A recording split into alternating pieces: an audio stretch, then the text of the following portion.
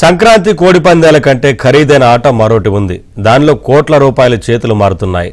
పైగా అది అంతర్రాష్ట్ర క్రీడగాను అంతర్జాతీయ క్రీడగాను అభివృద్ధి చెందింది.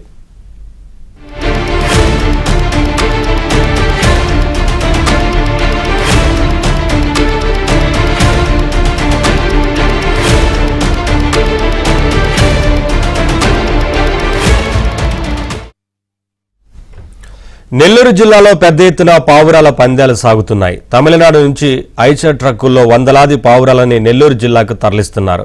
కన్యాకుమారి, తిరుత్తని, తిరునల్వేలిలోని పావురాల క్లబ్ల నుంచి పావురాలను తీసుకువచ్చి వదిలిపెడుతున్నారు. ఏవి త్వరగా తమ గమ్యస్థానానికి చేరుకుంటే అవి గెలిచినట్లు ప్రకటిస్తున్నారు. ఇటీవల బిట్రకుంట రైల్వే ఫుట్బాల్ క్రీడా మైదానం నుంచి 800 పావురాలని వదిలిపెట్టారు. దాంతో మరోసారి పావురాల పందాలపై చర్చలు మొదలయ్యాయి. పూర్తి వివరాలను ఏబిఎన్ స్పాట్లైట్లో చూద్దాం.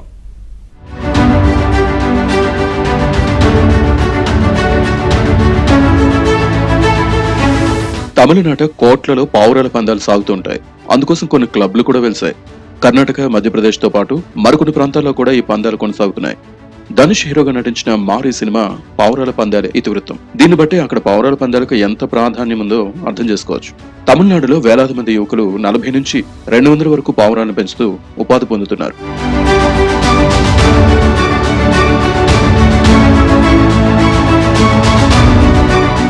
ఒక పావురం 15 ఏళ్లు బతుకుతుందని చెప్తారు.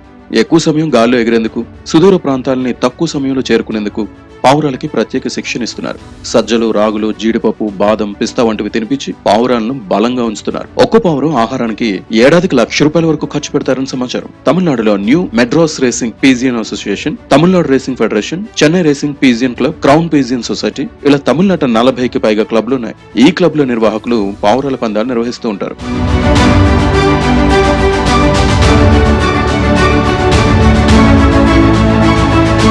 పావురాలను ఆంధ్రప్రదేశ్, తమిళనాడులో వేరే ప్రాంతాలకు తీసుకొచ్చి వదిలిపెడుతుంటారు. ముందుగా తిరిగి వచ్చే పావురాలను విజేతలుగా ప్రకటిస్తారు. ఈ పందాలు కోట్లలో జరుగుతాయి. పెద్ద పందాల పావురాలను కోల్కతా, ఢిల్లీ, గ్వాలియర్, అహ్మదాబాద్ లాంటి ప్రాంతాల్లో వదిలిపెడతారు. ఇంకా పెద్ద పందాలంటే 100 కోట్ల పందాలన్నమాట. ఆ పావురాలను మలేషియా, సింగపూర్, శ్రీలంక దేశాల నుంచి వదులుతారు.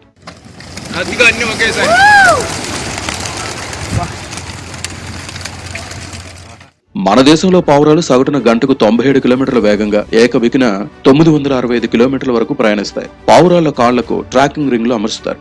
దాన్ని బట్టి అవి ఎంతసేపు గాల్లో విహరించాయో నిర్ధారిస్తారు. కోయంబత్తూరులోని ఎన్ ఉదయ్కు చెందిన పావురం ఏకబికిన 85 గంటల 11 నిమిషాల పాటు గాల్లో ఎగిరి సరికొత్త రికార్డు సృష్టించింది. భారత్లోనే కాకుండా వేర్వేరు దేశాల్లో ఈ పోటీలు జరుగుతాయి. చైనాను పీజియన్ రేసింగ్ క్యాపిటల్ గా పిలుస్తారు. ఆ దేశంలో ఇటీవల ఒక పావురం $14 లక్షలకు విక్రయమైంది. ఇటీవల 25 దేశాలకు చెందిన 4,300 పావురాలతో పందాలు నిర్వహించారు. విజేతగా నిలిచిన పావురం $13 లక్షల ప్రైజ్ మనీని గెలుచుకుంది. ఎంత మొత్తం చేతులు మారుతుందో చెప్పేందుకు ఈ ఒక్క ఉదాహరణ చాలు.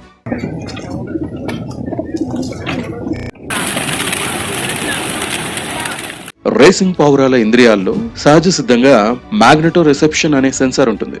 అందుకే అవి భూ అయస్కాంత క్షేత్రాన్ని వినియోగించుకుంటూ రోజుల తరబడి గాల్లో ప్రయాణించగలుగుతాయి. నిజానికి క్రీస్తు శకం 220వ సంవత్సరం నుంచి పావురాల పందాలున్నాయి. మొదట అవి ఒక ప్రాంతం నుంచి మరో ప్రాంతానికి సమాచారం చేరవేస్తూ ఉండేవి.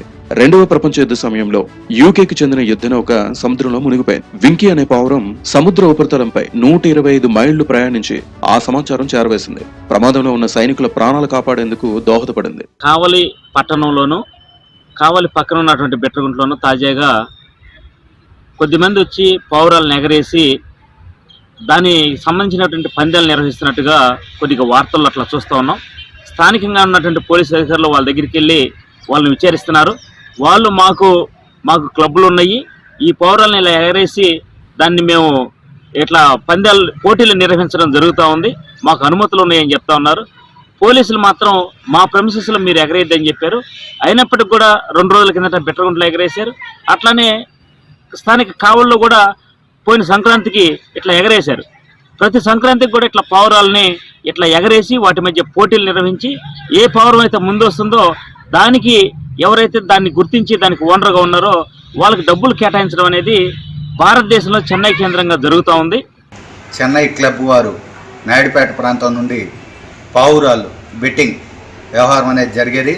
మరి చెన్నై నుండి బాక్సుల్లో పావురాలను తీసుకొచ్చి నాయుడుపేట హైవే ఖాళీ ప్రదేశాల్లో అక్కడ నిర్వహించి అక్కడ నుండి వాటికి కాళ్ళకి ట్యాగ్లు కట్టి మరి కొన్ని పావురాలను ఇక్కడ నుండి వదిలివేయడం, మరి అవి ఇక్కడ నుండి రేసింగ్ లాగా మరి ఆ పావురాలు ఎగురుకుంటూ వెళ్తూ చెన్నై ఏదైతే క్లబ్ పరిసర ప్రాంతాల్లో అక్కడ నిర్వాహకులు వాళ్ళని ఆ పావురాలను ఆపి ఏదైతే ముందుగా వచ్చిందో వాళ్ళ పోటీల ప్రకారం ఏదైతే దానికి సంబంధించినటువంటి పావురాలను ఆపి ఆ ట్యాగ్లను తీసుకొని ముందుగా వచ్చిన వాటికి ధర నిర్ణయించేవాళ్ళు. ఇలాగా ఇది ఒక బెట్టింగ్ వ్యవహారం జరుగుతోంది. నాయుడుపేట కూడల ప్రాంతం కావడం వల్ల ఇటు చెన్నై కానీ మరి ఆ చుట్టుపక్కల ప్రాంతాలకు కానీ బెట్టింగ్ పావురాలని వ్యవహారం మాఫియాలాగా జరుగుతుంది. దీని మీద గతంలో జంతు రక్ష ప్రేమికులు కూడా తీవ్ర ఆవేదన మనోవేదన చెందుతున్నారు. గతంలో చెన్నై నుంచి పావురాలతో వచ్చే క్లబ్బుల సిబ్బందిని గూడూరు పోలీసులు అదుపులోకి తీసుకున్నారు. అప్పటి తమిళనాడు ప్రముఖులు, మంత్రులు, ఉన్నతాధికారుల నుంచి ఫోన్ రావడంతో ఇకపై రావద్దని వారిని హెచ్చరించి పంపారు. నాయుడుపేట, సూళ్లూరుపేట, కావలి ప్రాంతాల నుంచి పావురాలను వదిలేవారు. ప్రస్తుతం బిట్రగుంట నుంచి వదిలిపెట్టారు. మా ప్రాంతాలకు రావద్దు, పావురాల పందాలకి ఇక్కడ అనుమతి లేదని పోలీసులు హెచ్చరిస్తున్నా వారి ఆగడాలు మాత్రం ఆగడం లేదు.